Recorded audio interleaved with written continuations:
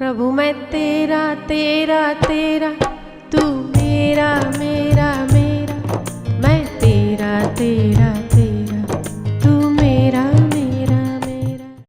इस संसार में तमाम ऐसी चीजें जब व्यक्ति भयातुर, शोकातुर, संतप्त, तप्त, बेचैन, उलझन, परेशान, कितनी सारी टेंशन ही टेंशन, जीवन टेंशन। बच्चे थे तो पढ़ने का टेंशन था, थोथे लेके स्कूल जाते थे। क्या भाई क्या बनना है? तो डॉक्टर बनना है इसीलिए पढ़ रहा हूँ, सीए बनना है इसीलिए पढ़ रहा हूँ। कितनी टेंशन है, जब तक कि सीए ना बना, जब तक कि लॉयर ना बना, टेंशन ही टेंशन है ना, है ना। 10वीं आ गई तो टेंशन ही टेंशन, पास होना है, पेन स्पर्श कराओ, फलाना कराओ, ढिमका कराओ, मंदिर जाओ, 51 नारियल चढ़ाओ, 21 पताशे चढ़ाओ, क्या क्या चढ़ाओ, 1 किलो मिठाई चढ़ाओ, टेंशन ही टेंशन, भय भय। 12वीं आई फिर मिठाई का बॉक्स लेके, क्या था 12वीं बोर्ड एग्जाम। बोर्ड भाई बोर्ड में तो क्या हजारों लाखों लोग देते, तेरे अकेले का बोर्ड है ना, पर आदमी भयातुर है। फिर तो क्या, फिर 12वीं पूरी तो अब मैं कौन सी लाइन लूँ? टेंशन। सीनियर बनूँ, अरे इंजीनियर बनूँ कि डॉक्टर बनूँ कि वकील बनूँ कि सीएस करूँ कि सीए करूँ कि आईटी करूँ कि फलाने में जाऊँ कि ढिमके में जाऊँ। टेंशन कितना जद्दोजहद है जिंदगी में। ओ चलो आपने पढ़ लिया, अपने 12वीं के बाद आप पास हो गए, बीकॉम एमकॉम जो आपने करना था, इंजीनियर बन गए। अब टेंशन, जॉब, नौकरी, गुलामी तो बनती है। जो आदमी पढ़ेगा और गुलाम नहीं बनेगा तो फिर नौकरी की तो इज्जत चली जाएगी ना, पढ़ाई की तो। अब तो पढ़ लिया तो अब क्या करना, अब क्या करूँ, तो अब गुलाम बनो। अब कौन मुझे गुलामी में रख रहा है भाई? मेरा इंटरव्यू दो, मुझे गुलाम बनाओ, मुझे गुलाम बनाओ, मुझे गुलाम बनाओ। बाबा तू बनाएगा? तैयार है मेरे साथ गुलामी में बनने के लिए? तैयार? तू रेडी? तू तैयार है रे, तू तैयार है रे, तू तैयार है? कहीं से अगर रिजेक्ट होता है तो दुख, टेंशन, फिर वापस सीवी दूसरा तैयार होता है दूसरी जगह के लिए, टेंशन।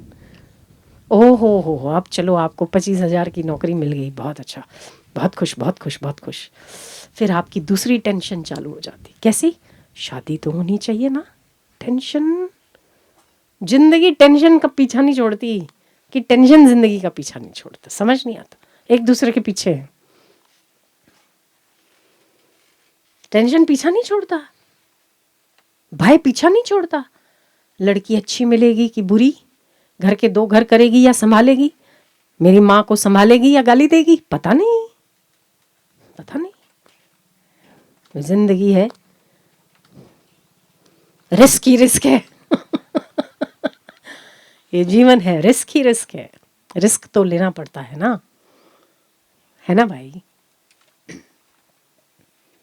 ओ शादी हो गई, चलो लड़की आ गई। अब 2 अकेले अकेले कान निकाल के क्या मजा है? बच्चे तो होने ही चाहिए, बच्चे होने चाहिए। और फिर अगर बच्चे हो गए तो आपका वो चक्र फिर से शुरू हो गया, पढ़ने का टेंशन, फिर उसका टेंशन, चक्र तो है, चक्र ही है ना, कुछ नया नहीं है। हाँ, आपके माता पिता ने बच्चे की चिंता की, आप बड़े हो गए टेंशन पालते पालते। आपने अपने बच्चों की चिंता की, टेंशन पालते पालते बड़े हो गए आप भी, बच्चे भी। और घर होते तो बजट में चलना, 20,000 मिल रहे, 15,000 मिल रहे, इससे ज़्यादा खर्चा नहीं करना। आज दाल खाई तो कल सब्जी खाना, और आज अगर 2 दिन सब्जी खाई तो 3 दिन दाल खाना। जीवन एक भय है, भय, सतत लगा हुआ चलता हुआ भय। साथ साथ नौकरी का भय, नौकरी अच्छी ना मिली तो भय, बॉस क्या कहेगा तो भय, बॉस ने अगर अच्छा काम ना दिया तो भय, बॉस ने अगर अप टू मार्क ना पहुंचे तो भय, क्या कहेगा भय, निकाल देगा तो भय, पति क्या कहेगा तो भय, लेट हो गए तो क्या भय, बच्चे अगर बड़े हो गए और अगर गलत लाइन पर चले गए तो भय, भय भय भय भय, डर ही डर है, यही है और क्या। और तो छोड़ो बाबा, किसी को किसी चीज़ का भय नहीं, तो भी मौत का भय तो है ही है। वो तो भय पीछा छोड़ती नहीं, मृत्यु तो कभी पीछा छोड़नी नहीं, उसका भय तो बनाइए। तो समस्त भयों से आज़ाद होना चाहते हो तो ज्ञान का सहारा लेना चाहिए और निश्चिंत होना चाहिए। भय है ना, कितने भय आप गिनो ना, दिन भर में आप कितनी बार डरते हो। अब डरना एक आदत बन गई है, इसीलिए बुरा नहीं लगता। हाँ, अब डर भी एक हमारी एक जीवन का हिस्सा बन गया है, इसीलिए हमें बुरा नहीं लगता। बाकी भय तो भय है। तो सारे भयों से ऊपर उठने का एक ही रास्ता है, जब तक कि ज्ञान का आश्रय नहीं लिया जाता तब तक भय पीछा नहीं छोड़ता। कोई किसी को निर्भीक नहीं करता है, सब एक दूसरे को डराने में लगे पड़े।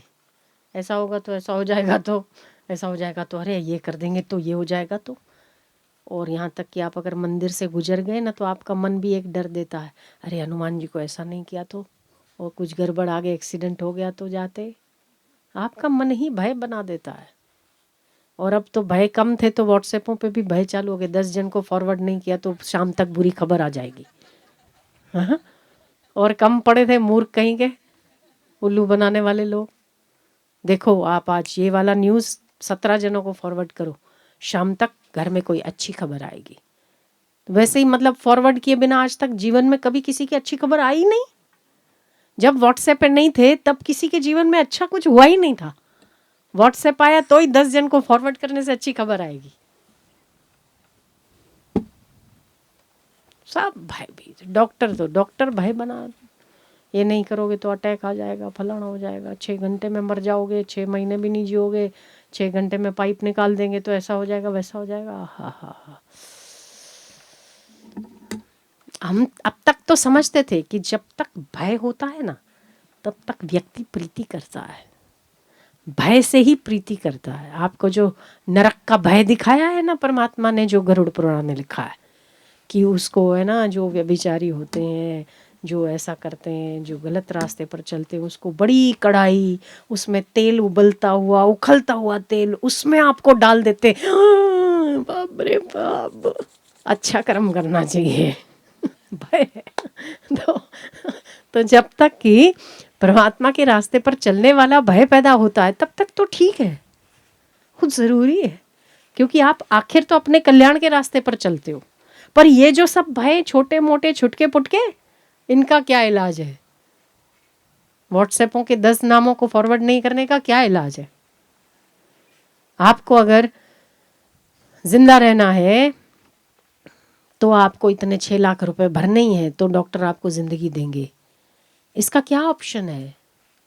कौन सोचता है ऐसा कि जीवन कभी डॉक्टर नहीं देते, परमात्मा देते हैं। सांसें उतनी ही हैं जितनी की लिखी जा चुकी हैं। कोई भी डॉक्टर आपका मसीहा नहीं बन सकता है। 4 चीज़ें आपके ज्योतिष में आपके जन्माक्षर को बदलने की ताकत रखती है। पहला, गुरु की कृपा। अगर किसी महापुरुष की कृपा हो जाए तो आपके कठिन से कठिन भाग्य बदल जाते हैं। दूसरा, नाम जप। आप इतना नाम जप करते हो कि आपका दुर्भाग्य सौभाग्य में परिवर्तित हो जाता है। उसमें आपका ज्योतिष का आंकड़ा बदलने की ताकत है। तीसरा, इतना दान पुण्य करते हैं आप, दान पुण्य करते हैं, उस दान पुण्य के प्रताप से आपके धन की शुद्धि होती है। तो जो धन डॉक्टरों के पास जाने वाला होता है, वही धन आपका गरीबों में चला जाता है, बैलेंस बराबर हो जाता है, आप ठीक हो जाते हैं। चौथा, सेवा। आप यदि किसी महापुरुष की सेवा करते हैं, वापस वो कृपा पर आ गया। आप सेवा करते हैं और इतनी अच्छी सेवा करते हैं कि उसका हृदय प्रसन्न हो जाता है, उसके परिणाम स्वरूप आपको ठीक कर देते हैं। 4 चीज़ों के अलावा कोई भी इस दुनिया में कोई मसीहा नहीं बन सकता। जब जब बनेगी वो कृपा मसीहा बन सकती है, क्योंकि वो मसीहा ही है। सेवा बन सकती है, सत्कर्म बन सकता है, और नाम जप बन सकता है। जब आप लोग राहु केतु शनि ये वो ग्रहचारी आप पर जब कोई ज्योतिष वोतिष कहता हो, तो आपको यही कहेगा ना, हनुमान जी के मंदिर में जाके लड्डू चढ़ा दो, काले कुत्ते को खाना खिला दो। ये क्या है? दान पुण्य ही तो है। वो भी कम वक्त बिना दान पुण्य के कुछ ठीक नहीं कर सकता, चाहे कितना बड़ा ज्योतिषाचार्य हो। इसका मतलब दान पुण्य का सहारा तो उसने भी लिया। वही आपके अंकों की भाषा को बदल सकता है, उसके अलावा किसी की ताकत नहीं है। और गुरु की कृपा हो। जैसे हम कुछ लोगों को जानते हैं जिनकी उम्र कम है, ज्योतिष ऐसा कहेंगे कि अभी तो आपकी उम्र नहीं होनी चाहिए, आप तो अभी मरे जा चुके होने चाहिए। आपकी है कुंडली, हाँ हमारी है, अभी तक जिंदा है, 10-12 साल हो गए, तुम तो कब से मर जाने चाहिए, ऐसे लोग हम जानते हैं। और अभी तक बिना जन्माक्षर के वो चलते हैं। वो क्या है? कृपा है ना। ऐसे लोग हम जानते हैं। 39 उम्र केवल, आज 52 पहुंच गए, तभी भी जिंदा है।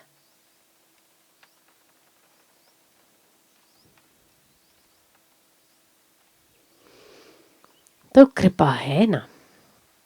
कृपा असंभव को संभव बनाती है। वहां तक ठीक है। तो 1 2 3 डर होने चाहिए। 2 डर तो ज़रूर होने चाहिए। हम जो छोटी छोटी बातों में डरते ना, जॉब नहीं मिली, प्रमोशन नहीं हुआ, ट्रांसफ़र हो गई तो, फलाना हो गया तो, बीवी अच्छी नहीं मिली तो, कमाई अच्छी नहीं हुई तो, इन सब से छोटे छोटे डर निकाल देने चाहिए। 2 डर रखने चाहिए। एक पहला डर है परमात्मा का डर।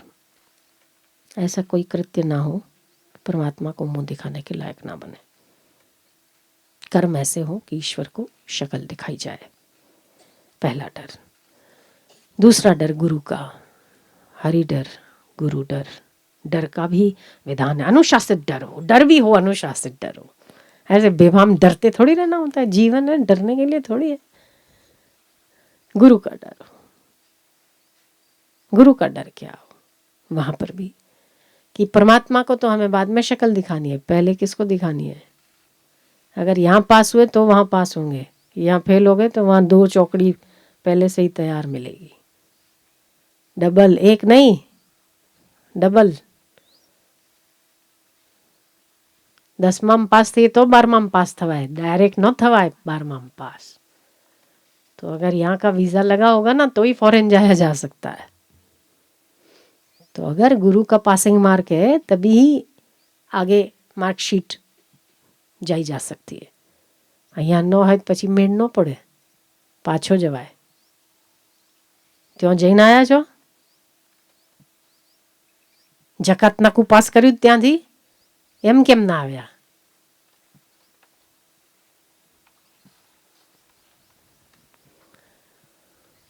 तो परमात्मा के स्वरूप में गुरु इस जगत में विराजमान है, उनका डर होना चाहिए। ऐसा कोई कृत्य ना हो कि गुरु का हमारे आँखों से सामना ना हो सके। नहीं तो પછી ત્યાં ડબલ ચોકડી है, સમજ્યા વગર જ એને પછી ન ચાલે, कोई सिफारिश नहीं चलती है।